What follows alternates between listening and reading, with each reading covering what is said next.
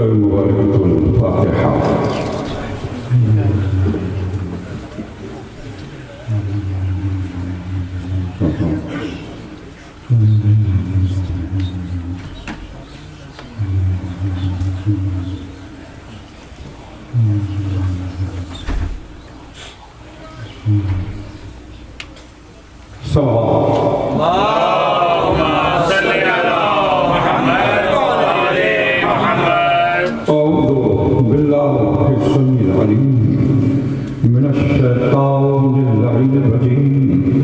بسم اللہ الرحمن الرحیم الحمد للہ الذی تجلی للقلوب بالعظمہ واحتجب عن الابصار بالذات ثم اقتدر على الاشیاء بالقدرہ ذو الملک والملکوت وذو العزة والجبروت والصلاة والسلام على الأول العدد الرسول المصدق المصطفى الأمجد المحمود الأحمد أبي القاسم محمد وأهل بيته الطيبين الطاهرين المعصومين المظلومين الذين أذهب الله عنهم الرجس وطهرهم تطهيرا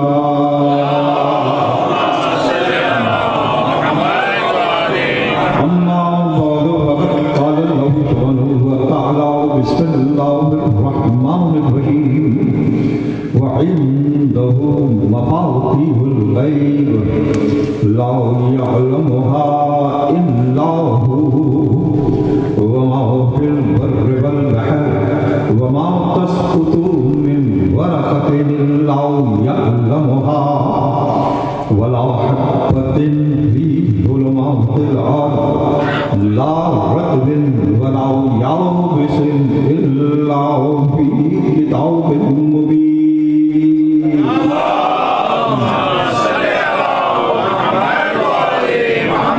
سورہ مبارکۃ الانعام قرآن مجید کا چھٹا سورہ اور اس کی 60ویں آیت آج کی اس تقریر کی زینت قرار ہے۔ ارشاد باری ہوا رب العالمین اس واقعی ہدایہ آیت میں اپنے علم کا اور علم میں تمام علوموں میں خاص علم کا یعنی علم غیب کا ذکر کر رہا ہے۔ قرآن مجید میں کہیں علم لدنی کا ذکر ہے، کہیں علم ربانی کا ذکر ہے، کہیں العلم کا ذکر ہے، اور اس مقام پر رب العالمین اپنے علم غیب کی تعریف فرما رہا ہے۔ اسی کے پاس غیب کی چابیاں ہیں، وَعِنْدَهُ مَفَاتِيحُ الْغَیب، وہی ہے کہ جو مفتاح غیب رکھتا ہے، لا یعلمها الا هو، اور اس کے علاوہ کوئی نہیں کہ جو غیب کا علم رکھتا ہو۔ وما فی البر والبحر، اور جو کچھ کے بر و بحر میں ہے، جو کچھ کے خشکی اور تری میں ہے، وہ سب کا سب اس کے علم میں موجود ہے۔ وما تسقط من ورقۃ الا یعلمها، کوئی درخت کا پتا نہیں ٹوٹ کر گرتا مگر یہ کہ وہ اس کا علم رکھتا ہے۔ ولا حبۃ فی ظلمات الارض، اور کوئی بیج زمین کی تاریکی میں نہیں بویا جاتا مگر یہ کہ وہ اس کا علم رکھتا ہے۔ اس لیے کہ اگر وہ علم نہ رکھے بیج کے بوئے جانے کا تو وہ کون ہے کہ جو ایک بیج سے تناور درخت نکال دیتا؟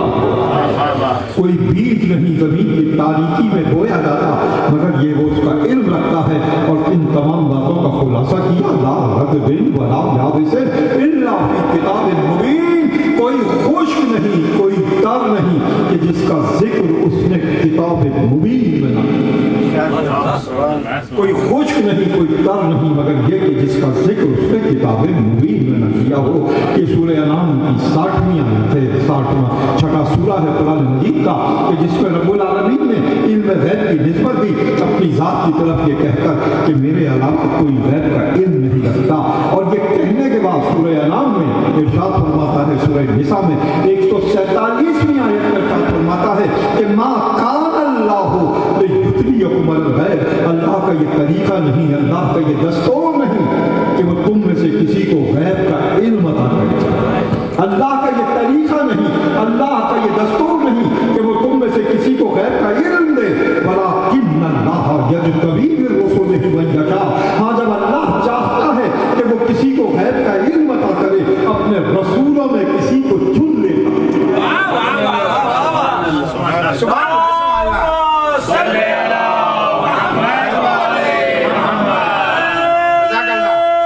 حیدری کان اللہ لیطلعکم علی الغیب. اللہ کا یہ طریقہ نہیں, اللہ کا یہ دستور نہیں کہ وہ تم میں سے کسی کو غیب کا علم عطا کرے. ولکن اللہ یجتبی من رسلہ من یشاء. ہاں جب اللہ کی مشیت ہوتی ہے, جب اللہ کا ارادہ ہوتا ہے, اپنے رسولوں میں کسی کو مجتبی کرتا ہے, غیب کا علم عطا کر دیتا ہے. علم غیب ہے میرے پاس. سورہ نساء میں کہا رسولوں میں کسی کو چنا, اس کو غیب کا علم دیا. سورہ نساء. اب ان دو آیتوں کو پیش نظر رکھ کر سورہ جن میں ارشاد فرماتا ہے, 71واں سورہ ہے قرآن کا, کہ عالم الغیب, غیب کا علم رکھنے والا, غیب کا عالم, عالم الغیب فلا یظہر علی غیبہ احد. غیب کا عالم اپنے غیب کو کسی پر ظاہر نہیں کرتا, کسی پر آشکار نہیں کرتا. الا من ارتضی من الرسول. غیب کا عالم اپنا غیب کسی پر ظاہر نہیں کرتا مگر اس پر جو رسول کی نسبت سے مرتضی ہو گیا.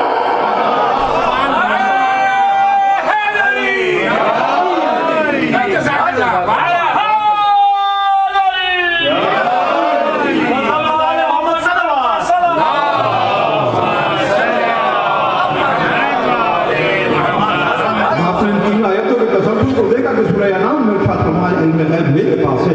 سورہ نساء میں کہا کہ رسولوں میں کسی کو چنتا ہوں, غیب کا علم عطا کرتا ہوں. اور سورہ جن میں ارشاد فرمایا کہ کوئی رسول کی نسبت سے مرتضی ہے, کوئی رسول کی نسبت سے چنا ہوا ہے. الا من ارتضی من رسول, مگر یہ کہ اس کو غیب کا علم عطا کیا. جب تک علم اللہ کے پاس تھا سب کے لیے غیب تھا, وہ رسول مجتبی ہو یا مرتضی ہو سب کے لیے غیب تھا. اور جب مصدر غیب سے قلب رسول تک آیا, رسول کو شہر علم بنا دیا. جب مصدر غیب سے قلب رسول تک آیا, رسول کو شہر علم بنا دیا. اور جب قلب رسول مجتبی سے مرتضی تک آیا, علی کو شہر علم کا در بنا دیا.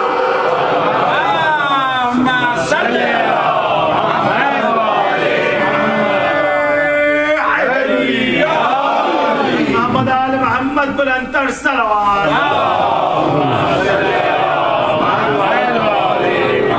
عزیزان گرامی, جو مرتضی سورہ جن میں بیان کیا, آگے بڑھ کر مرتضی کو ڈیفائن کیا.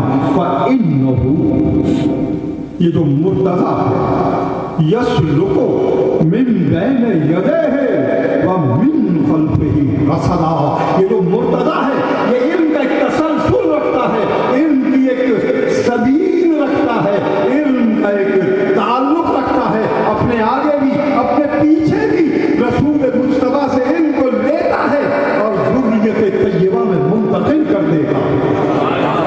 فَإِنَّهُ يَسْلُكُ مِن بَيْنِ يَدَيْهِ وَمِن خَلْفِهِ رَصَدًا. یہ جو مرتضی ہے یہ علم کا ایک تسلسل رکھتا ہے.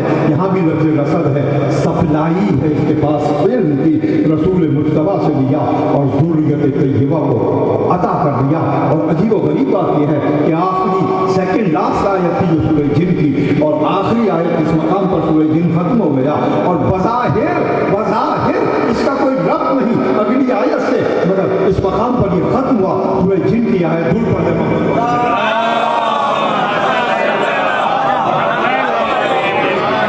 دیکھیے, دور پڑھنے محمد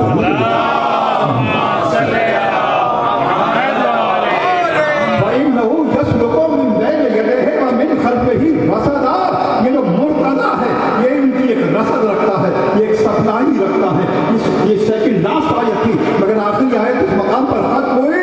وَأَحْصَىٰ كُلَّ شَيْءٍ عَدَدًا.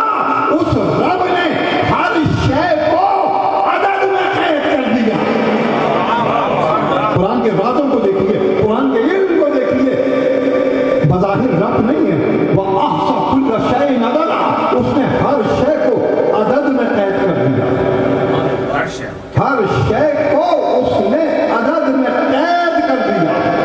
اس سے پہلے کیا کہا؟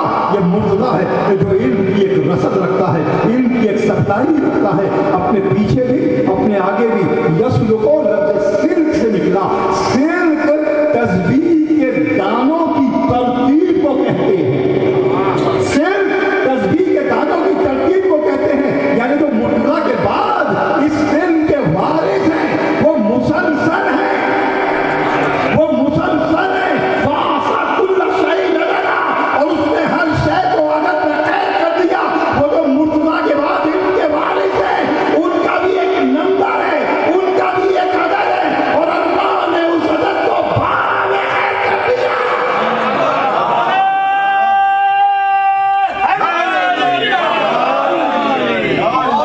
محمد وآل محمد صلوات۔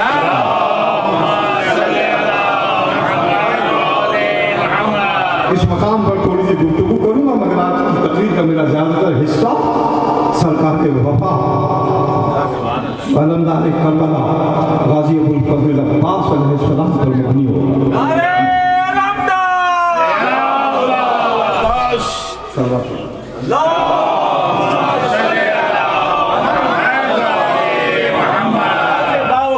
لہو سے دھلا ہوا اب تک حسینیت کا علم ہے کھلا ہوا، محمد وآل محمد صلوات۔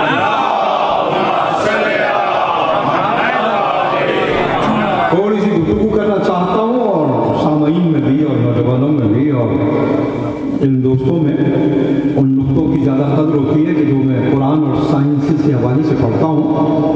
اور یہ جو سورہ جن کی آخری آیت ہے یہ اس علم کی طرف اشارہ کر رہی ہے قرآنی علوم کے کہ جو کائنات کی بنیاد ہے، یعنی علم ریاضی میتھمیٹکس کا علم۔ بڑے بڑے سائنسدانوں نے کہا، اور سر ایڈنگٹن جو نوبل پرائز ہولڈر بڑے ایسٹرونومر گزرے، انہوں نے بھی کہا کائنات پر اس گزارے کہ کوئی 80-90 سال پہلے کی بات ہے، اس وقت تک جو علم ڈیولپ ہو چکا تھا کہ God must be the greatest mathematician.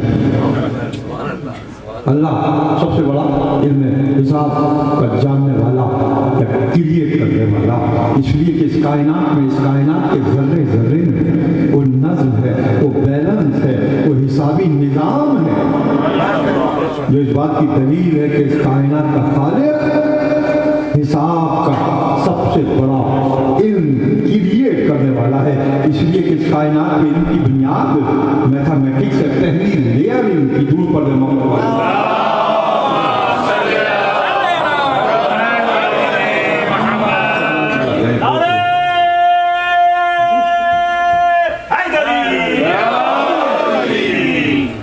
ایک مدت صلوات کر دیجیے۔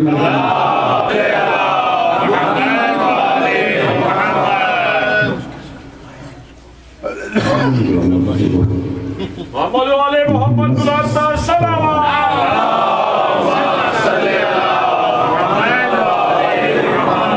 وَأَحْصَىٰ كُلَّ شَيْءٍ عَدَدًا، اس نے ہر شے کو عدد میں قید کر دیا۔ اور اس طرح سے کہ کائنات کا جو بنیادی علم ہے وہ علم الحساب ہے، اس کے اوپر پھر فزکس ہے، اس کے اوپر پھر کیمسٹری ہے، اس کے اوپر پھر بیالوجی ہے، اس کے اوپر پھر اور علوم سوشل سائنسز سائیکولوجی کے علوم ہیں، مگر کائنات کی جو بنیادی علم کی لیئر ہے، فاؤنڈنگ لیئر ہے، وہ علم حساب ہے۔ اسی رب العالمین نے جب سورہ رحمان میں علوم کا ذکر کیا تو یہی کہہ کر کیا، الرحمن علم القرآن خلق الانسان وعلمہ البیان الشمس والقمر بحسبان۔ سورج اور چاند ایک حساب سے کائنات میں گردش کر رہے ہیں، سورج اور چاند ایک حساب سے کائنات میں گردش کر رہے ہیں۔ کسی شخص نے امیر المومنین علی بن ابی طالب علیہ السلام سے آ کر پوچھا، یہ فرزند وسیع رسول وارث علم رسالت ارشاد فرمائے کہ یہ جو سورج نکلتا ہے اور ڈوبتا ہے، جس کے بارے میں قرآن نے کہا، کہیں قرآن کہتا ہے کہ رب المشرق والمغرب، وہ ایک مشرق کا رب ہے، وہ ایک مغرب کا رب ہے، وہ ایک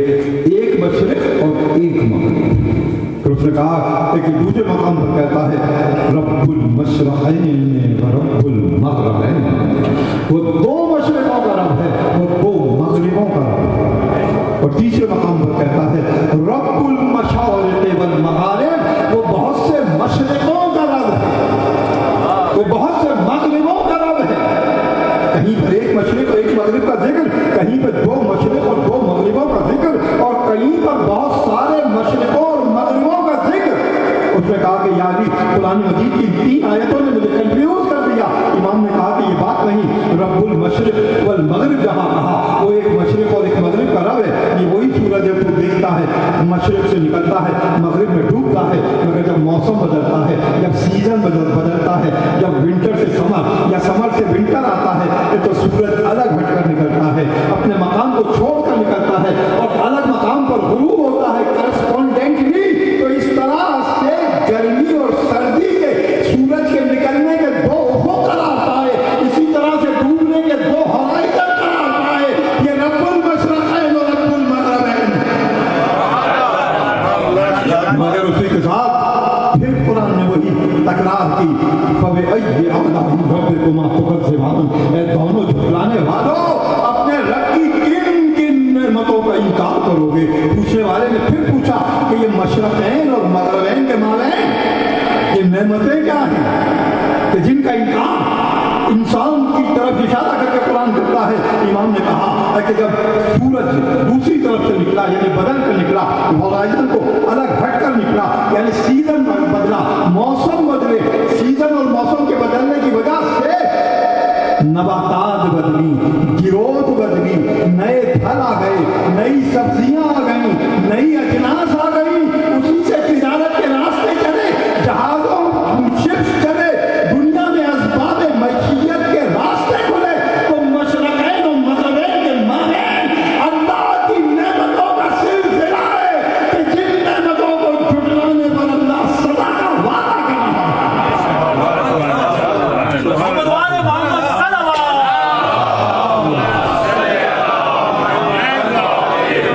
اور پھر اس نے پوچھا کہ یہ رب المشارق والمغارب کیا ہے؟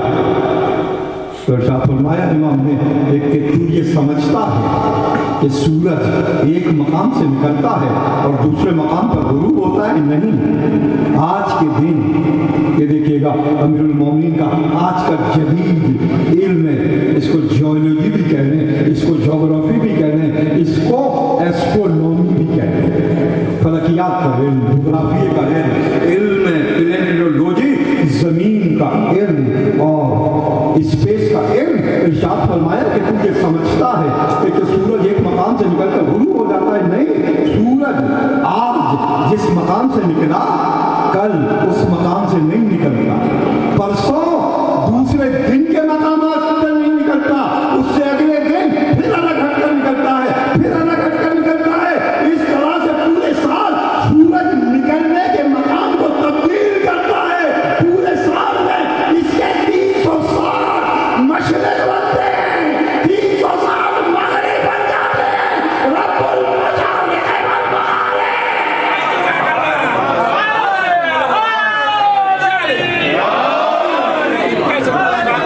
محمد وآل محمد صلوات۔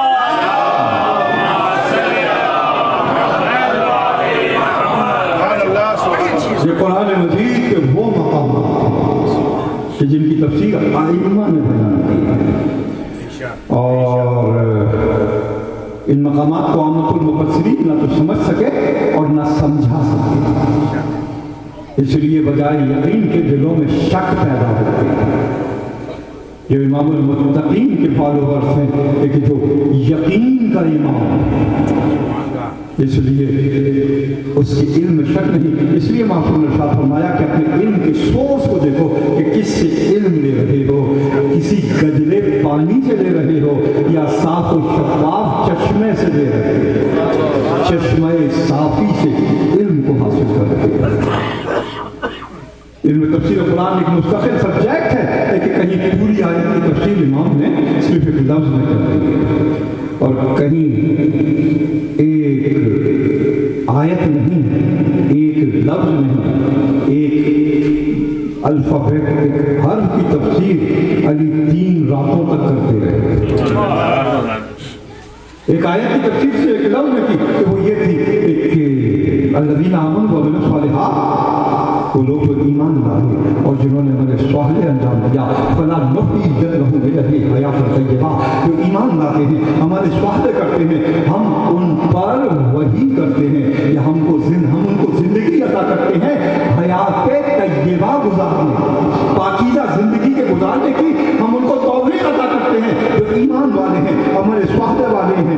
کسی نے امام سے پوچھا حیات طیبہ پاکیزہ زندگی کیا ہے؟ سورہ اقدام میں ارشاد فرمایا، کہا کنٹمپلیشن، قناعت کی زندگی، پاکیزہ زندگی، قناعت کی زندگی پاکیزہ زندگی ہے۔ ایک لفظ میں حیات طیبہ کی تشریح فرمانی ہے، اور وہ تو مشہور واقعہ ہے ایک حرف کی نہیں، ایک الفابیٹ کی نہیں، صرف نقطے کی تفسیر کرنے لگے۔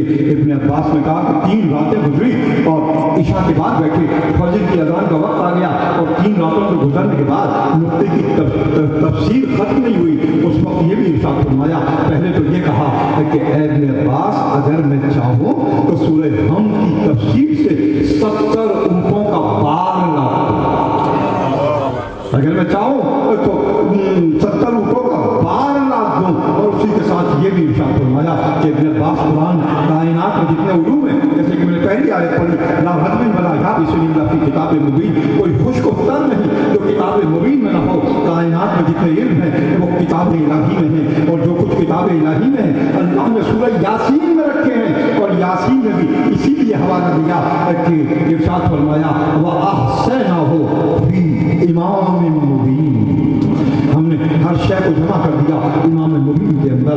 کہا کائنات کے علوم قرآن میں، قرآن کے علوم سورہ یاسین میں، سورہ یاسین کے علوم سورہ الحم میں، سورہ الحم کے علوم بسم اللہ میں، اس کے تمام علوم بعد بسم اللہ میں، اور اس کے تمام علوم اس نقطے میں جو بسم اللہ کے نیچے ہے، فَأَنَا النُّقْطَةُ تَحْتَ الْبَاءِ، اور وہ میں نقطہ ہوں جو بے کے نیچے ہے۔ علی نے نقطے سے تشبیہ دی اس لیے کہ جتنے بھی علوم ہیں وہ لینگویج سے چلے، لینگویج لفظوں سے بنی، لفظ الفابیٹ سے بنے، الفابیٹ ڈاٹ اور نقطوں کا مجموعہ ہے، ڈاٹس اور نقطوں کا مجموعہ ہے۔ تو جو نقطہ ہے وہ کائنات کے علوم کی بنیاد ہے، وہ کائنات کے علوم کی بنیاد ہے۔ اور عجیب و غریب بات یہ ہے کہ 2 اس میں تشریحات کی ریزن کو کہ علی نے کیوں اپنے آپ کو نقطہ کہا۔ پہلی بات تو یہ ہے کہ جتنے بھی الفابیٹس ہیں اگر آپ ان کو ڈیوائڈ کریں، ان کو بائیفرکیٹ کریں، ان کو توڑ دیں، ان کو کاٹ دیں تو ان کا ایک حصہ دوسرے حصے سے ملے گا نہیں۔ جیم کو کاٹیں تو جیم کا ایک حصہ دوسرے حصے سے ڈیفرنٹ ہوگا، دال کو کاٹ دیں تو اس کا ایک حصہ دوسرے حصے سے ڈیفرنٹ ہوگا۔ تو جتنے بھی الفابیٹس ہیں اگر ان کو ڈیوائڈ کر دیں تو ایک دوسرے سے اپوزٹ ہو جائیں گے، مگر نقطہ وہ حقیقت ہے کہ جتنا ڈیوائڈ کرتے رہے نقطے کی حقیقت باقی رہے گی،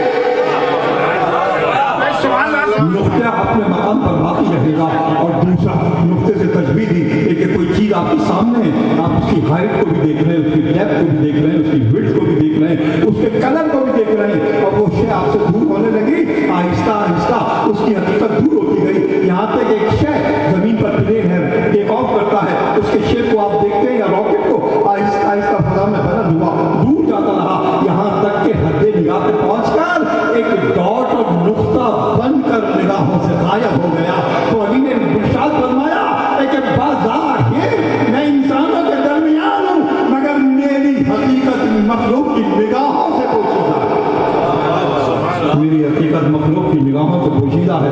یہ نقطے کا مقام۔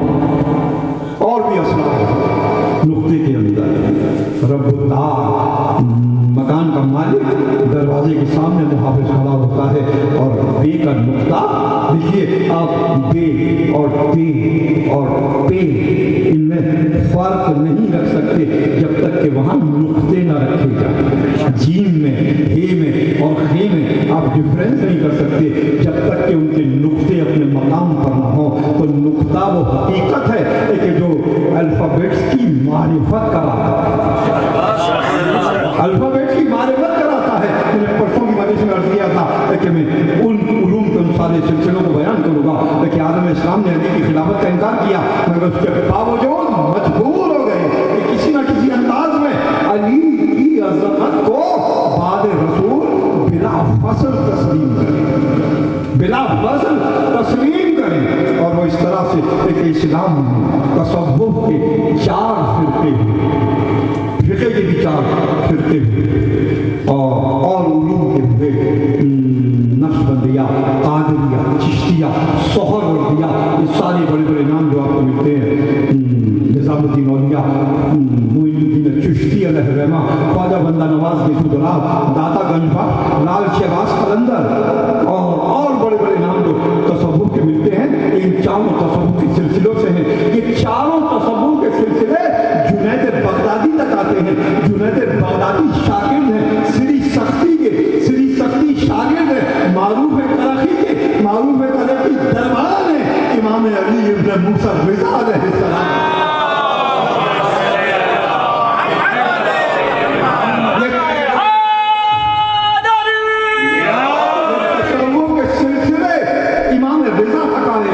امام کے توسط سے باب مدینہ العلم تک پہنچے, باب مدینہ العلم تک پہنچے. اور اسی طرح سے یہ جو فقہ کے سلسلے ہیں, آخری فقہ کے امام احمد بن حنبل وہ شاگرد ہیں امام شافعی کے, امام شافعی شاگرد ہیں امام مالک کے, امام مالک شاگرد ہیں امام جعفر الصادق علیہ السلام. اور امام کے سارے علوم کے سلسلے باب مدینہ العلم تک رہے. اس کے بعد عقیدے کے لحاظ سے 2 عالم اسلام میں عقائد ہیں, اشعریین و معتزلائٹ, معتزلی اور اشعری. اول معتزلی اور پھر بعد میں وہ اشعری بن گئے, یہ عقیدوں کے لحاظ سے. تو اب معتزلائٹ کی حقیقت یہ ہے کہ معتزلائٹ کا بانی واصل ابن عطا ہے. واصل ابن عطا شاگرد ہے علی ابن محمد. علی ابن محمد فرزند ہے محمد حنفیہ کے, محمد حنفیہ بیٹے ہیں باب مدینہ العلم علی ابن ابی طالب. درود پڑھیں محمد والے.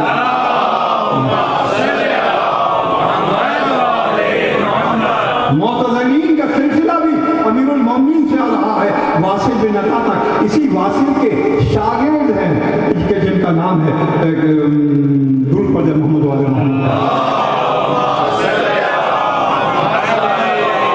واصل بن عطا کے شاگرد ہیں ابو علی جبائی, ابو علی جبائی کے شاگرد ہیں ابو الحسن اشعری. آج پورا عالم اسلام اشعری ہے. ابو الحسن اشعری شاگرد ہیں ابو علی جبائی کے, ابو علی جبائی شاگرد ہیں واصل بن عطا کے. واصل بن عطا کا سلسلہ علی بن محمد, محمد بن حنفیہ, باب مدینہ العلم پر. تو اشعری اور معتزلی دونوں کا بھی تعلق جا کر باب مدینہ العلم علوم اسلامیہ کی بنیاد علم عربی ہے. علم عربی کی گرامر کا بانی سیبویہ ہے. سیبویہ شاگرد ہے میمون اکرم کا, میمون اکرم شاگرد ہے خلیل نحوی کا, خلیل نحوی شاگرد ہے ابو الاسود الدوئینی کا, ابو الاسود الدوئینی شاگرد ہے علی ابن ابی طالب.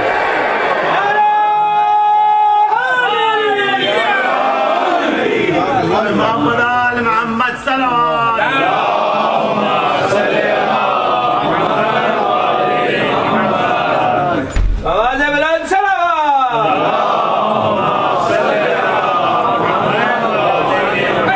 تو آپ نے دیکھا کہ علوم کے جتنے بھی سلسلے ہیں وہ سب امیر المومنین تک جا کر منتہی ہو گئے.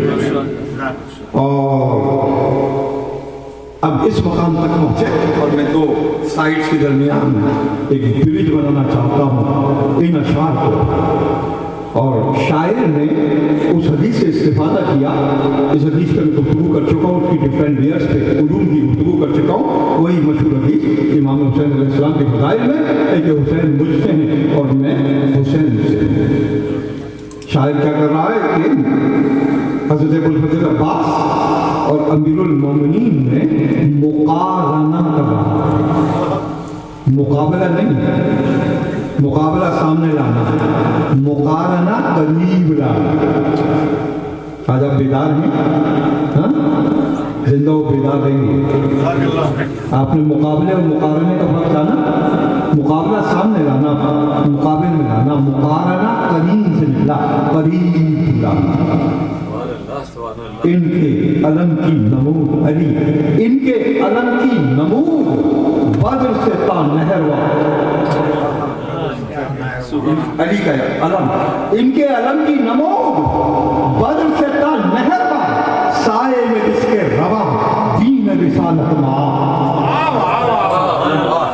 ان کے علم کی نمود بدر سے تا نہروا، سائے میں جس کے روا دین رسالت ماں علی اور حضرت عباس، ان کا علم نہر سے طالب کوثر بلند،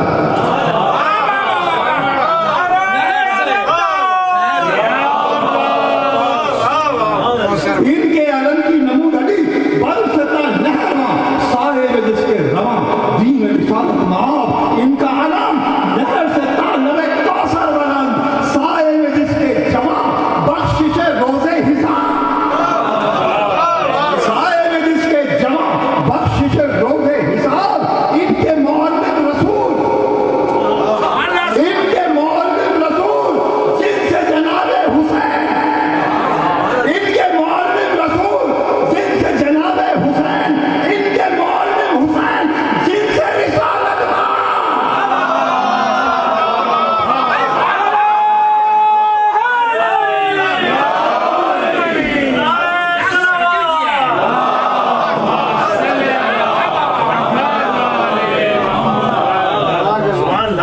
بہت ساری باتیں مجھے کہنی ہے تو میں معذرت خواہوں کہ ریپیٹ کروں چیزوں کو، بہت ساری باتیں حضرت ابو الفضل عباس علیہ السلام کے شان و فضائل میں عرض کرنا چاہتا ہوں، دور پڑھ دیں محمد والے،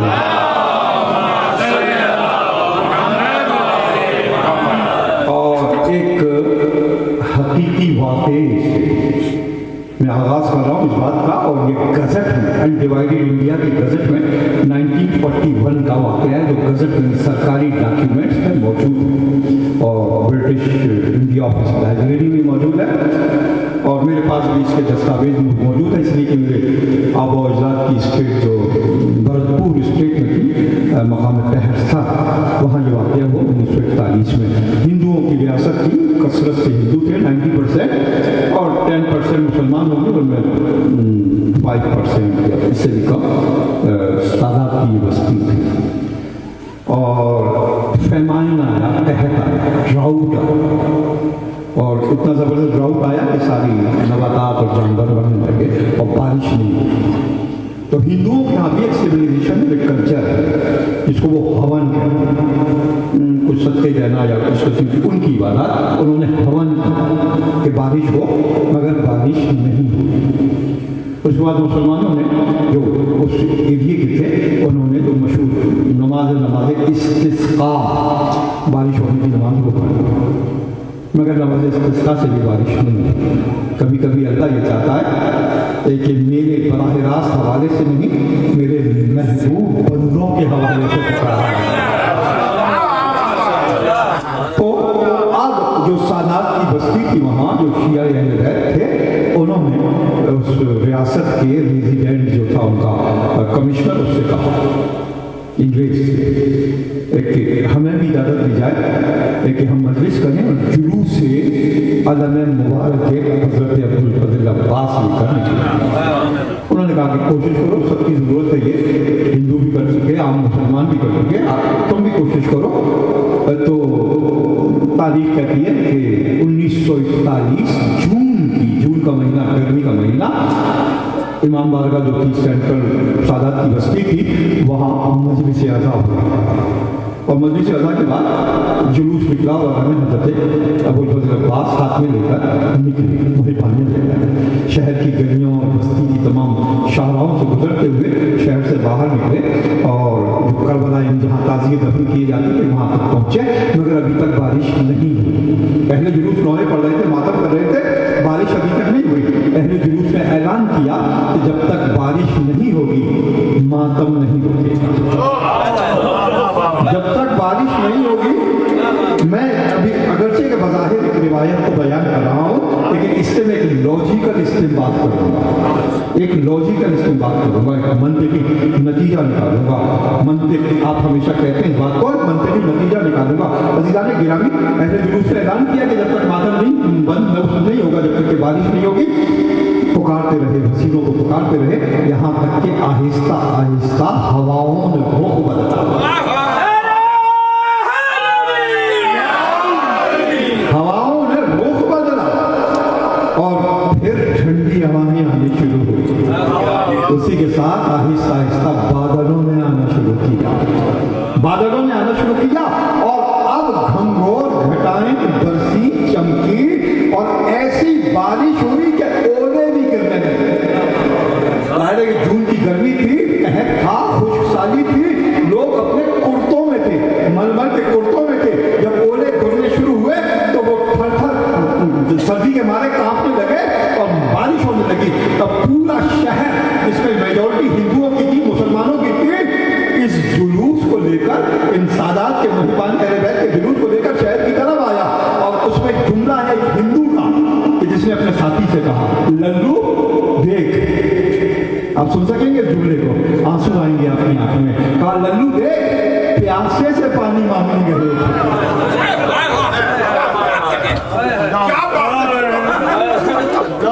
लल्लू देख, प्यासे से पानी मांगने गए थे, प्यासे ने क्या छाजों पानी बरसाया। मैं वही जबान यूज कर रहा हूँ उसी दौर की। लल्लू देख, प्यासे से पानी मांगने गए थे, प्यासे ने क्या छाजों पानी बरसाया। और उसके बाद इनका जुलूस खुद एक शान के साथ शहर में आया। और उस वक्त जो रेजिडेंट कमिश्नर था, ये जुमला सुनाना चाहता हूँ आपको, मसाइल से फिर हिदायत के मूड में ले आऊँ। ये जुमला, और वो ये एक डायरेक्ट पढ़ा लिखा आदमी था, वो उसने जुमला कहा कि मैं गवाही देता हूँ कि शियों के देवता, मैं गवाही देता हूँ कि शियों के देवता कायनात पर पूरा कंट्रोल रखते हैं।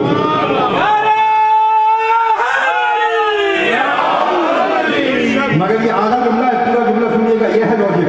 वो कहता है कि मैं गवाही देता हूँ कि शियों के देवता कायनात पर पूरा कंट्रोल रखते हैं, इसलिए कि इन्हीं के देवताओं ने खुदाए बुजुर्ग बर्तन के लिए सबसे ज्यादा कुर्बानियां दी हैं। अब आपने देखा कि आइमा के मौजूदात की हकीकत क्या है। मौजूदात उनकी जात से नहीं, जो शय उनसे निस्बत पा जाए, जो शय उनसे निस्बत पा जाए।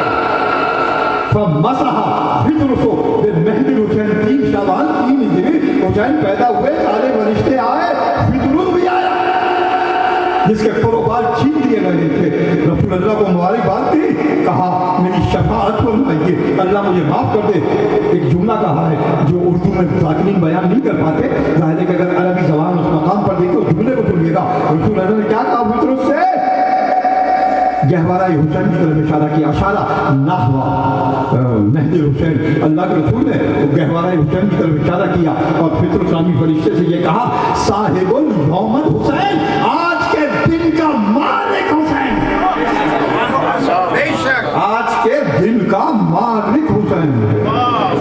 और रिवायत ये कहती है, मसहा फितरुस मेहदी हुसैन, फितरुस ने हुसैन के जिस्म से नहीं, गहवारे से मस किया, गहवारे से मस किया, गहवारे से मस किया। अज़ीज़ान गिरामी, दुरूद पढ़े मोहम्मद वाले फितरुस ने अपने जिस्म को गहवारे हुसैन से मस किया। फ़ादल्लाहु जनाहु फिल हाल, अल्लाह ने फौरन उसको परोबार अता किए। अगर दवा होती तो वक्त और ज़मान के साथ उसको शिफा मिलती, मगर ये दवा ना दी, हुसैन की शिफा थी।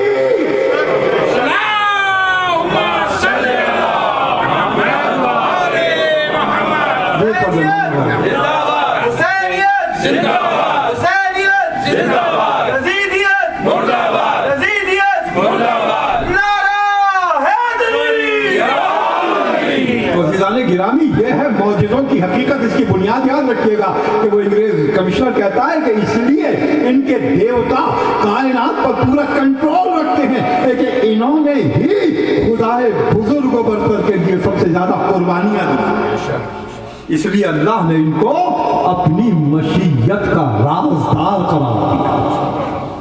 और جو شے سے نسبت پا جائے اس میں معجزے پیدا ہو جائیں. اور اتنا خوبصورت شے میں نے علم کی ڈیفینیشن میں نہیں دیکھا. علم کی ڈیفینیشن میرے عباس نے جب اس کو اجالے میرے عباس نے جب اس کو اجالے بخشے ایک لکڑی کا علم نور کا مینار ہوا.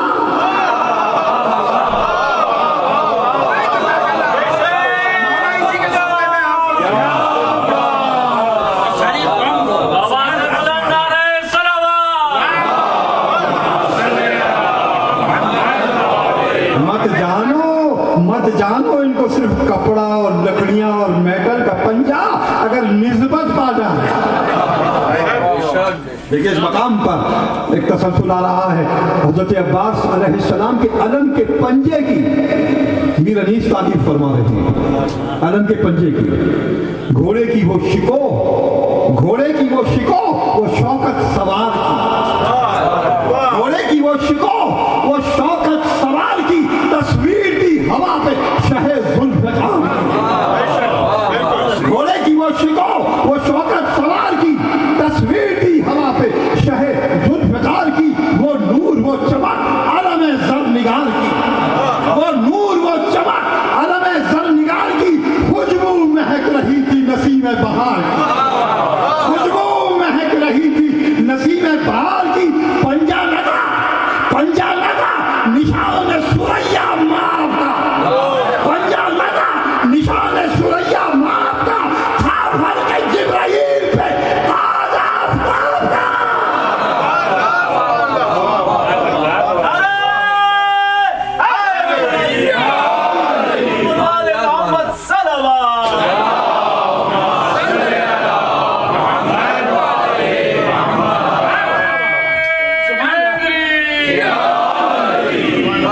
میرے عباس نے جب اس کو اجالے بخشے ایک لکڑی کا علم نور کا مینار ہوا. اسی پیٹرن پہ ایک شعر اور آپ کو سنا دوں. ایک درود پڑھے محمد والے.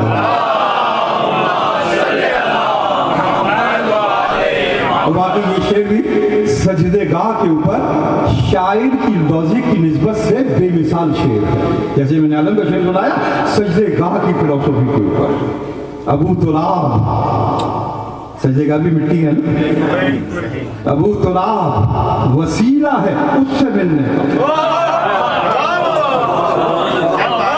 ابو تراب وسیلہ ہے اس سے ملنے کا. میان سجدہ جبھی تو تراب رکھتے ہیں.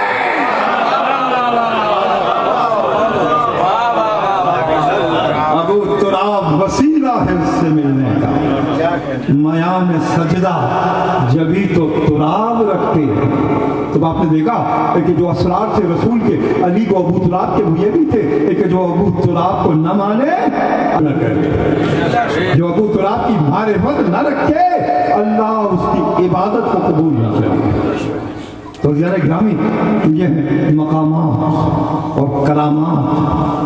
اور اس طرح سے کہ ورلڈ وار سیکنڈ میں دوسری جنگ عظیم میں سارے جدید حوالے دے رہا ہوں فضائل میں جب مصر کے ڈیزرٹ میں الامین کے مقام پر بڑی جنگ ہوئی, عالمی جنگ ہوئی اور ٹینکوں کی سب سے بڑی جنگ ہوئی. جرمن فوجیں اور اتحادی فوجیں ایک دوسرے سے آمنے سامنے آئیں. گھمسان کا رنگ پڑا اور اتحادی اپنے لشکروں کو بھیج رہے تھے اور ہر طرف سے آ رہے تھے الامین کے فرنٹ پر اور محاذ پر. اور ظاہر ہے کہ وہ جہازوں میں اور شپس میں گزر رہے تھے اور دریائے فرات سے گزرے جو ہند کی طرف سے آ رہے تھے, انڈیا کی طرف سے آ رہے تھے. بحر ہند اور پھر انڈیا عربین اوشن سے ہوتے ہوئے دریائے فرات اور پھر آگے وہ بڑھ رہے تھے.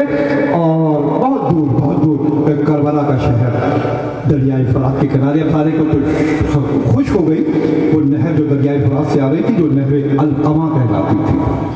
اور نہر القمہ عام طور پہ لوگ لکھتے ہیں کہ یہ ظاہر ہے کہ صحرا میں ریت کے پٹ جانے سے خشک ہوئی تھی. نہیں, ایک مرتبہ امام جعفر صادق علیہ السلام نہر القمہ جگہ پر آئے تھے جو فرات سے کنیکٹ کرتی تھی، اور امام نے علقمہ کے کنارے ہو کر صرف یہ کہا تھا کہ علقمہ تو بہتی رہی اور میرے جگ کے بچے پیاسے رہ گئے۔ اس کے بعد سے نہر علقمہ خشک ہو گئی اور ایک چھوٹا سا نالہ بن گیا ہے، اس کو ندامت کہہ سکتے ہیں۔ تو جب وہ جہاز گزر رہے تھے دریائے فرات سے بہت دور، دریائے فرات کے کنارے حضرت عباس علیہ السلام کا علم تھا اور اس کا پنجہ اور کلش نظر آ رہا تھا۔ شپ کا جو کمانڈر تھا اس نے کہا کہ جو روضہ اور جو شرائن نظر آ رہا ہے اس کی طرف رخ کر کے فوجی سلوٹ کرو، کہا فوجی سلوٹ کرو۔ فوجیوں نے سلوٹ کیا اور پھر پلٹ کر پوچھا یہ ایک ہولی سینٹ مسلمانوں کے ہیں کہ جن کا یہ ہولی شرائن ہے، کیوں سلوٹ کروایا گیا؟ آپ جانتے ہو اس نے کیا جواب دیا؟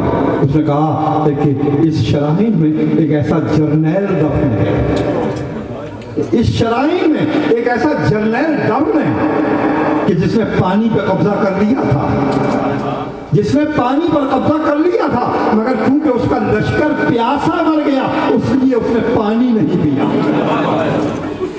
ایسا جرنیل تھا۔ تو فوجیوں نے کہا کہ ہم نے ایک سلوٹ تمہارے حکم اور کمانڈ سے کیا، اب اجازت دو کہ ہم ایک سلوٹ اپنے دل کی عقیدتوں سے کریں۔ دور پڑے محمد و آل محمد۔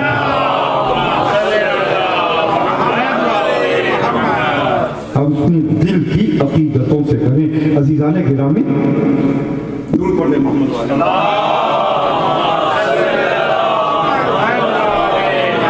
ابھی میں نے حدیث کا حوالہ دیا حسین المنی وانا من الحسین، مگر بات منیت کی رسول کے بعد علی ہی سے آ رہی ہے، اس لیے کہ قرآن نے کہا ابھی نہیں، میں مسائل پہ نہیں ہوں، ابھی نہ لائٹیں وغیرہ کو بند کیجئے، میں نے ذرا سا خطابت کے ملک میں آ کے امام کو اتارا ہے، ابھی لائٹیں بند نہ کیجئے گا پلیز، ابھی تو بہت فضائل پڑھنے دیتے ہیں عباس علیہ السلام کے، آج کوئی تھوڑی سی ٹائم تو خوشی بھی ہوتا ہے، کوئی مسئلہ نہیں ہے۔ دور پڑھ رہے محمد والے۔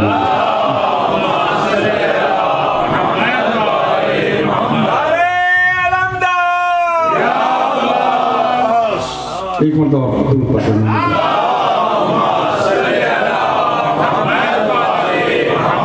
ایک مرتبہ دور پڑھ رہے ہیں محمد والے۔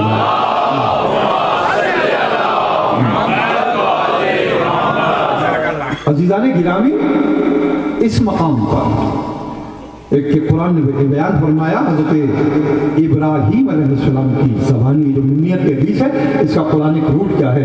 فَمَن تَبِعَنِي فَإِنَّهُ مِنِّي۔ یہ حضرت ابراہیم کہہ رہے ہیں قرآن میں کہ جو میرا اتباع کرے گا، جو میرا اتباع کرے گا وہی میری منیت میں شامل ہوگا، جو میرا اتباع کرے گا جو وہی میری منیت میں شامل ہوگا۔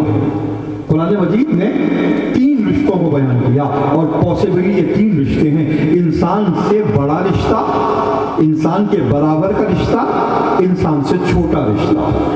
ان تینوں مثالوں کو قرآن نے بیان کیا۔ بڑا رشتہ، انسان سے بڑا رشتہ چچا کا، انسان کے برابر کا رشتہ گویا زوجہ کا، انسان سے چھوٹا رشتہ گویا بیٹے کا۔ اگر اتباع نہیں تھی ان تینوں رشتوں میں، قرآن نے مذمت ہی نہیں تبرہ کیا۔ تبت یدا ابی لہب، کیا کہنا ہے؟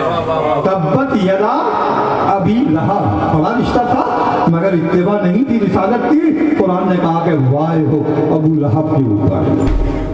نوح اور لوط کی بیویاں نبی کا اتباع نہیں کر رہی تھی، وفادار نہ تھی، تو اللہ نے عذاب کو نازل کیا، اللہ نے عذاب کو نازل کیا۔ پسر نوح اپنے باپ کا متبع اور وفادار نہ تھا، اللہ نے غرق کر دیا۔ قرآن نے تینوں ممکنہ رشتوں کی مثالوں کو بیان کیا: بڑا رشتہ، برابر کا رشتہ، چھوٹا رشتہ، کہ اگر رشتہ دار نبی سے وفادار نہ تھا، نبی کا متبع اتباع کرنے والا نہ تھا، اللہ نے اس کو عذاب میں داخل کر دیا۔ تو عزیزان گرامی، رشتے بتا کر کسی کو محض عزت نہ دو جب تک کہ اتباع ثابت نہ ہو۔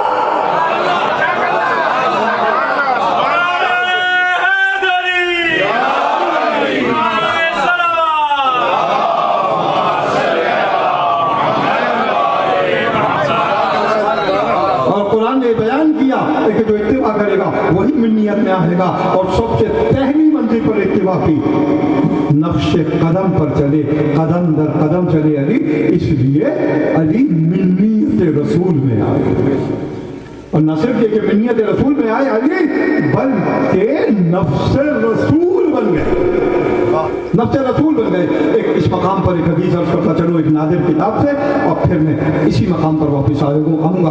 عزیزان گرامی، میکل یونیورسٹی جو مونٹریال کی ہے پورے نارتھ امریکہ میں بلکہ عالم اسلام میں، لوگ اس بات کو نہیں جانتے، سب بہت بڑا ذخیرہ ہے علوم اسلامیہ کی کتابوں کا۔ 3 سال میں ریزیڈنٹ عالم رہا مونٹریال میں، اور ان کی لائبریری سے یونیورسٹی کی استفادہ کرتا رہا۔ 1,20,000 کتابیں، اتنا بڑا ذخیرہ بہت کم ہے پورے عالم اسلام میں۔ بہت ساری وہ کتابیں جن کے ریفرنس پاکستان میں دیکھا کرتا تھا، یہاں آ کر وہ کتابیں دیکھی، اور اسی میں ایک کتاب میں نے دیکھی نیشا پوری کی کتاب، قدیم 1000 سال پرانی، اور اس کا سبجیکٹ یہ تھا ما نزل فی القرآن فی شأن علی ابن ابی طالب، قرآن کا کتنا حصہ ہے جو علی کی شان میں نازل ہوا، قرآن کا کتنا حصہ ہے۔ وہ ایک آیت کو، آدھی آیت کو بیان کرتے ہیں کہ فلاں صحابی کی آیت میں شان میں، اور یہاں علماء کتابیں لکھ رہے ہیں کہ قرآن کا کتنا حصہ علی کی شان میں نازل ہوگا، علی کی شان میں نازل ہوگا۔ اور ایسی تقریباً 17 کتابیں ہیں، ایک نہیں 17 کتابیں ہیں۔ ان 17 کتابوں میں کچھ سروائیو کر رہی ہیں، کچھ ناپید ہو گئی ہیں، انویلیبل ہیں۔ 4 کتابیں میری نظروں سے گزری، اس میں یہ نیشا پوری کی کتاب ہے، اور اس نے حدیثوں کو بیان کیا۔ ایک امیر المومنین کی زبان سے ممبر کوفہ پر علی نے کہا، اصحاب موجود تھے، کہا اے لوگوں، اللہ نے قرآن کو 4 حصوں میں نازل کیا، اللہ نے قرآن کو 4 حصوں میں نازل کیا۔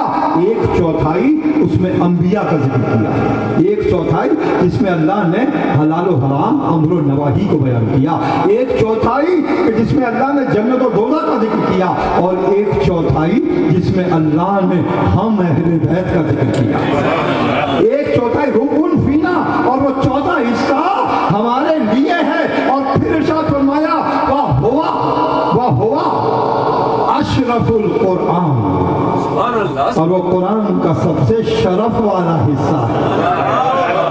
اور دوسری روایت میں ہے امیر المومنین نے ارشاد فرمایا وَهُوَ کرائم القرآن، وہ حصہ، وہ آیات جو قرآن میں ہم اہل بیت کے لیے ہیں، وہ قرآن کی کریم آیتیں ہیں، وہ قرآن کی کریم آیتیں ہیں۔ اگر کوئی قرآن کی ان آیتوں کو پڑھے تو انبیاء کے بارے میں قرآن رہے گا، اگر کوئی جنت و دوزخ کی آیات کو پڑھے قرآن رہے گا، اگر کوئی حلال و حرام اور احکام کو پڑھے قرآن رہے گا، مگر ان آیات کی اگر تلاوت کرے جو آل محمد کی شان ہے، قرآن کریم بن جائے گا۔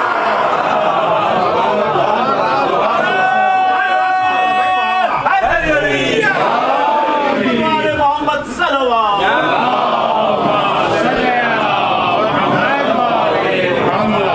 قرآن کریم بن جائے گا۔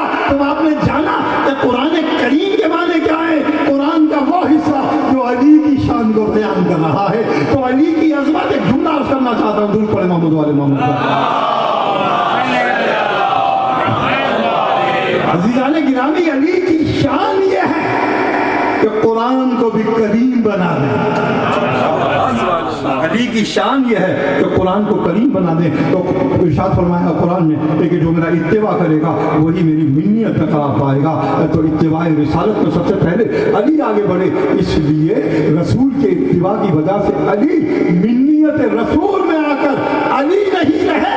ایک عجیب جملہ عرض کر رہا ہوں، منیت رسول میں آ کر علی نہیں رہے، یا علی بن گئے۔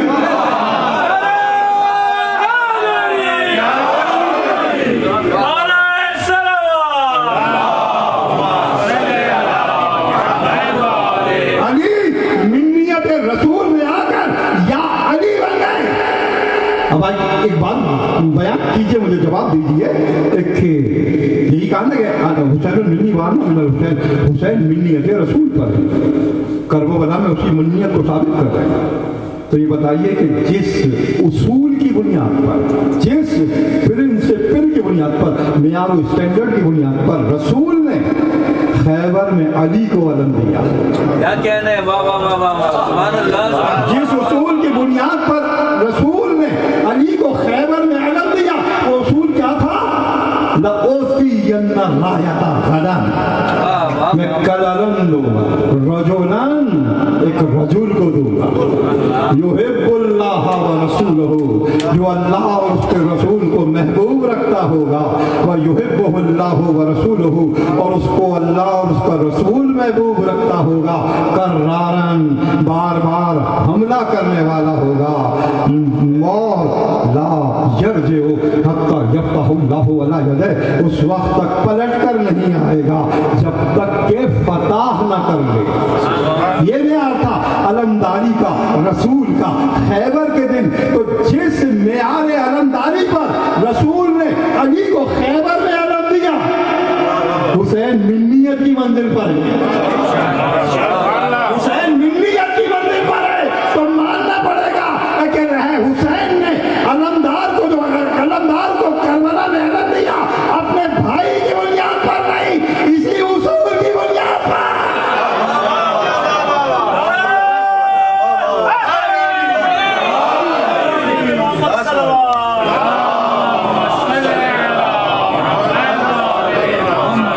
تو کربلا میں علم پا کر عباس کرار بھی بنے، رجل قرآن کے بنے، اللہ اور رسول کے محبوب بھی بنے، اور یہ اللہ اور رسول سے محبت کرنے والے بھی بنے۔ اور فتح پانی کے لیے گئے تھے، پانی چھین لیا، پانی پہ قبضہ کر لیا۔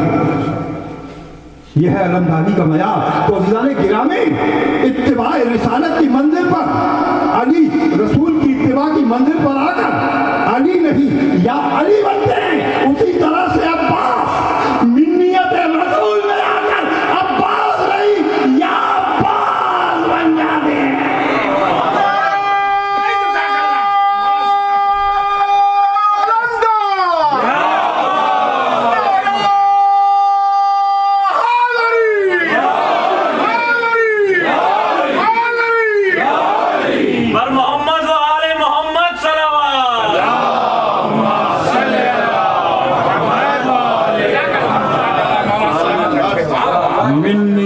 حسین نے آ کر عباس یا عباس بن گئے، اور پھر باب الحوائج بن گئے، علی علم کے دروازے، عباس حاجتوں کی مشکل کشائی کے دروازے۔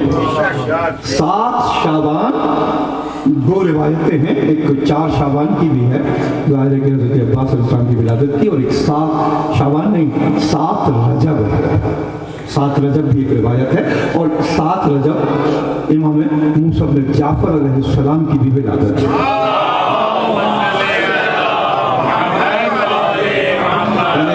ایک روایت کے مطابق حضرت ابوالفضل عباس 7 رجب اور 7 رجب امام کاظم علیہ السلام کی ولادت۔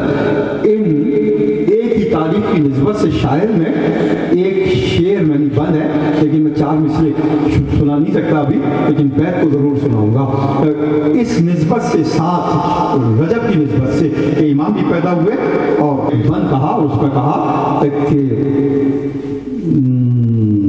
دونوں میں ہے خون علی کا، دونوں میں دور پڑے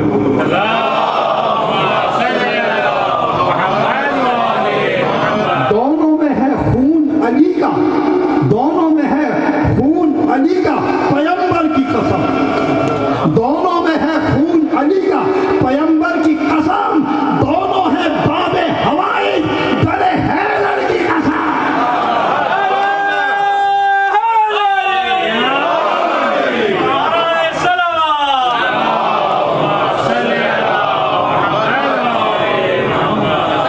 دونوں میں ہے خون علی کا پیغمبر کی قسم، دونوں ہیں باب ہوائی گلے حیدر کی قسم۔ اور ظاہر ہے ایک اولاد پیدا ہوتی ہے، نسل آگے بڑھتی ہے، جب انسان کی شادی کا سلسلہ شروع ہوتا ہے، مگر حضرت علی نے جو ام البنین سے شادی کی ہے وہ زوجہ پانے کے لیے نہیں، فرزند پانے کے لیے۔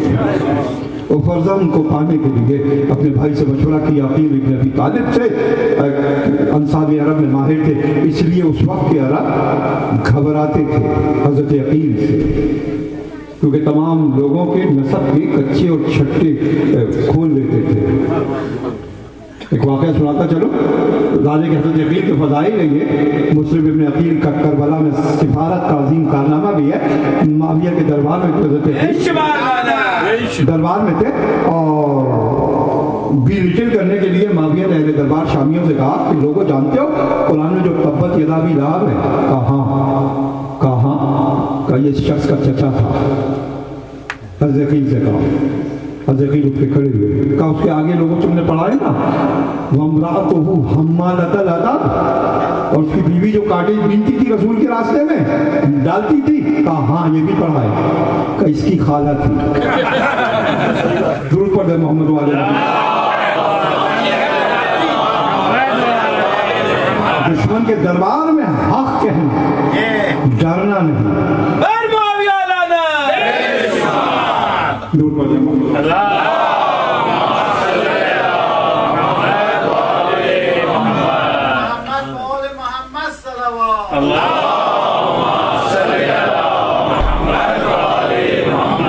गिरामी। तो अब हज़रत अबुल फज़ल अब्बास अलैहिस्सलाम की तलब उम्मुल बनीन से शादी का रीज़न है, और अल्लाह ने 3 और फर्जंद अता किए, शहसवार अता किए, अब्दुल्ला बिन अली, जाफ़र बिन अली, उस्मान बिन अली। और हज़रत अली ने खुद कहा, मैं इल्मी बात कर रहा हूँ, किसी को घबराने की ज़रूरत नहीं है, जब इस फर्जंद का नाम उस्मान रखा तो हज़रत अली ने खुद कहा, और ये कहने की ज़रूरत क्या थी, कहा कि मैं इस बेटे का नाम अपने मवाखाती भाई उस्मान इब्न मज़ऊन के नाम पर रख रहा हूँ। हज़रत अली ने सफाई पेश की है। क्या वज़ाहत की है। बस मैं इशारों पे गुजरूंगा। तो अब बहुत सारे आज के लोग हैं कुछ बातें बनाने की कोशिश करते हैं, फ़ज़ाइल बनाने की कोशिश करते हैं कि हज़रत अली ने भी ये नाम रखा, तारीखों में मौजूद है, हयातुल हैवान में, ज़िंदगी में लिखा, शाफ़ई आलम में, लेकिन जब अली ने अपने बेटे का नाम उस्मान रखा तो ये कहकर रखा कि उस्मान इब्ने मज़ऊन के नाम पर रख रहा हो। अज़ीज़ाने गिनामी, हमें नामों से नहीं किरदारों से वास्ता है। दूर पड़े मोहम्मद वाले मोहम्मद।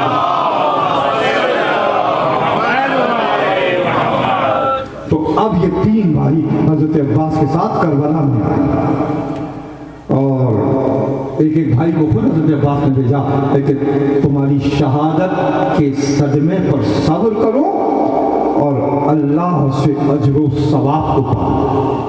तो अली के 3 बेटे हज़रत अब्बास से पहले शहीद हुए और हमले ऊला में शहीद हुए कि जब अंसार की शहादत के बाद सब बनी हाशिम ने मिलकर हमला किया। इसमें बहुत सारी औलादे अकीलो, जाफर तैयार और अमीरुल मोमिनीन के फर्जंद हैं, लेकिन जो शहीद हुए हैं इनमें ये फर्जंद जाफर बिन अली अमीरुल मोमिनीन के फर्जंद, हज़रत अब्बास के भाई उम्मुल बनीन के बेटे, ये वो फर्जंद हैं कि जिन्होंने एक हमला किया और करबला से 13 मील दूर इनका लाशा उठाया गया है। उतनी दूर तक इन्होंने लश्करों को भगाया है। हज़रत अली के गौर फर्जंद जो सहबा नहसली हज़रत अली की ज़ौजा थी, उनसे थे औन बिन अली। औन बिन अली की कब्र करबला से 40 मील दूर है। आज भी ट्रेन का स्टेशन है औन बिन अली स्टेशन। करबला से 40 मील दूर तक लश्करों को भगाकर यलगार की। उस अली के फर्जंद हैं कि जिन्होंने अपने ख़त में लिखा था कूफे के बसरे के गवर्नर को, उस्मान इब्न हुनैफ को, अमीर लोगों ने उनको दावत दी, ये पहुंच गए और दस्तरखान पे बैठ के खाने खाने लगे। अली को खबर मिली, अपने गवर्नर को ख़त लिखा और फिर अपनी मुख्तसर सी सादा ग़िज़ा का जिक्र किया और फिर कहा कि इब्न हुनैफ तुम ये समझते होगे कि सादा और कम ग़िज़ा ने अली को कमज़ोर कर दिया होगा, अली को दुश्मन से लड़ने और भिड़ने से बिठा दिया होगा। एक अजीब और गरीब लॉजिक बयान की। इब्न हुनैफ याद रखो कि वो सब्ज़ा, वो पौधे जो तुम घरों में उगाते हो, जिनको पानी भी देते हो, जिनको मौसम से बचाते भी हो, बड़े नर्म होते हैं, अगर हाथ लगाओ तो टूट जाते हैं, मगर वो सब्ज़ा, वो झाड़ और झंकार जो सहरा में उगता है, जिसका कोई माली नहीं, जिसको कोई पानी देने वाला नहीं, वो बड़ा सख्त होता है और अगर आग दे तो बड़ी आग लगा देता है। दूर पड़े मोहम्मद वाले मोहम्मद।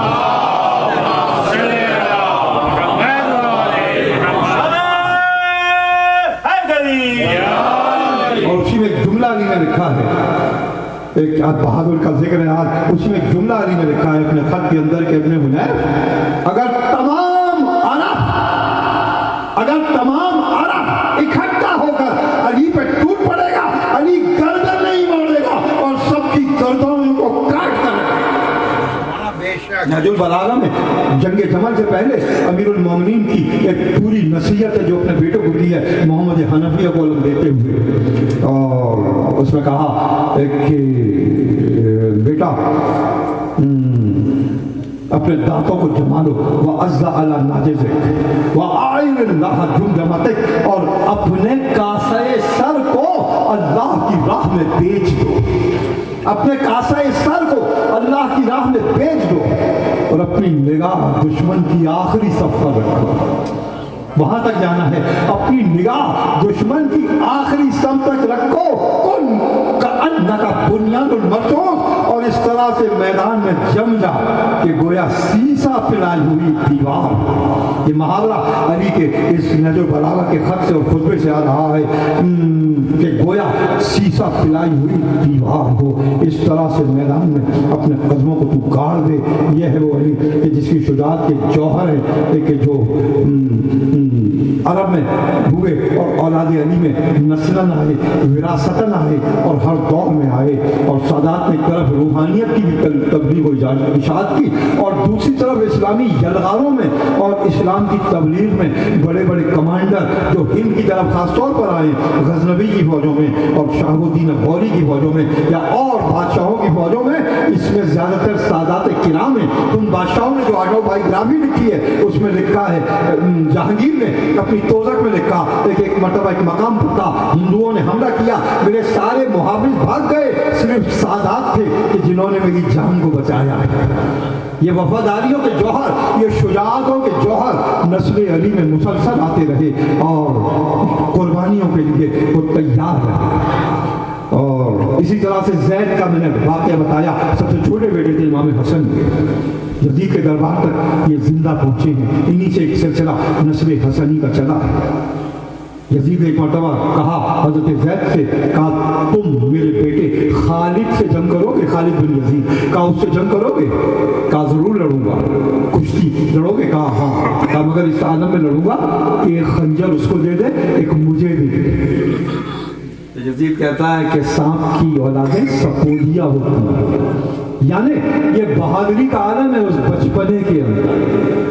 और करबला के शुजाओं का भी जिक्र है, यहाँ क्योंकि हज़रत अब्बास का जिक्र है, बीबी उम्मुल बनीन के फर्जंदों का जिक्र है, तो मैं एक बात और कहता चलूँ, ये मसाइब के करीब की बात है, मगर इस मकाम पर मैं कहूँगा कि जितने मसाइब बीबी ज़ैनब के तो हैं, उम्मुल मसाइब कहलाती है, मगर अज़ीज़ान गिरामी तारीख के हवाले से जितने मसाइब रुकैया बिनते अली के हैं, रुकैया बिनते अली के हैं, बहुत कम बीबियों के हैं करबला की तारीख में। रुकैया के मसाइब क्या हैं? एक दो बेटे रुकैया के काफिले से बिछड़े जो हज़रत मुस्लिम के साथ रहे, फिर जीते जी रुकैया को खबर न मिली कि मेरे बेटे कहाँ हैं। दो बेटे करबला में शहीद हुए। रुकैया की बेटी आतिका बिनते मुस्लिम, जब असर के वक्त आग लगी और करबला में घोड़े दौड़े, आतिका घोड़े के टापों से पामाल हो गई। रुकैया का शान मुस्लिम इब्ने अकील कूफे में शहीद हुए, नाशे को खींचा गया। यही वजह है कि आजादी के बाद, जिंदान से निकलने के बाद बहुत सी बीवियां वापस आ गई, मगर रुकैया ने इतने मसाइब उठाए थे कि रुकैया वापस ना आ सकी। रुकैया का शाम में मज़ार बन गया। उम्मुल बनीन की बेटी हज़रत अब्बास की सगी बहन और मुस्लिम इब्ने अकील की ज़ौजा अज़ीज़ा में गिरामी हज़रत अब्बास को अलम, लश्कर इस्लाम का अलम, इस्लाम का आखिरी अलम। और ज़ाहिर है कि अलम इसलिए भी दिया कि अगर बाहर के वैसे तो हज़रत अब्बास सबसे ज़्यादा दराज आमद थे, घोड़े पे बैठते थे तो आपके पाँव ज़मीन से खत बनाते हुए चलते थे। जंग सिफ़ीन में खुद अमीरुल मोमिनीन ने अपनी बेटी की शुजाअत को देखा। ایک مرتبہ ایک بہت بڑا طاقتور شامی پہلوان آیا، اس نے مبارز طلبی کی اور امیر المومنین نے لباس پہنا چہرے کو چھپا کر صرف 13 یا 14 سال کی حضرت عباس کو بھیجا۔ حضرت عباس علیہ السلام تلوار سے نہیں نیزے سے جنگ کرتے تھے۔ نیزے میں ان سے زیادہ بہادر عرب میں کوئی نہیں تھا، اور جب پانی لینے چلے تو نیزہ ہی ہے آپ کے ہاتھ میں، اور جب بازو کٹ گئے تو دانتوں میں دبا کر نیزے سے 70 آدمیوں کو قتل کیا ہے۔ اور جب وہ نیزہ بھی گر گیا حضرت عباس کا اور مشق کو دانتوں میں دبایا ہے، اور اس وقت اپنی ٹانگوں سے، گھوڑے کو اس وقت تک سوار تھے، 80 آدمیوں کو قتل کیا ہے اپنی ٹانگوں سے۔ یہ شجاعت کا عالم، یعنی کسی مرحلے پر زخم کی حالت میں حضرت عباس کی شجاعت رکی نہیں ہے۔ ویسے تو دراز تھے، مگر ایک ریزن عارفین نے یہ بھی لکھا ہے کہ علم ہاتھ میں تھا تو اور بلند تھا، تاکہ میان لشکر پہنچے، لشکروں کے درمیان ہو، علم بلند ہو، بیویاں علم کو دیکھتی رہیں، ان کی آس قائم رہے۔ تو حضرت عباس اور بیویوں کی صرف آس نہ تھے، ان کی قیادت پر خود امام نے کہا الان انکسرت ظہری وقلت ہیرتی۔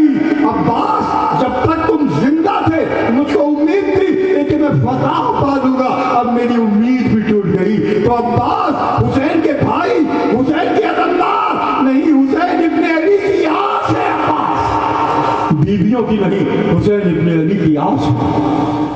اور بار بار امام سے عزم جہاد مانگا، امام روکتے رہے۔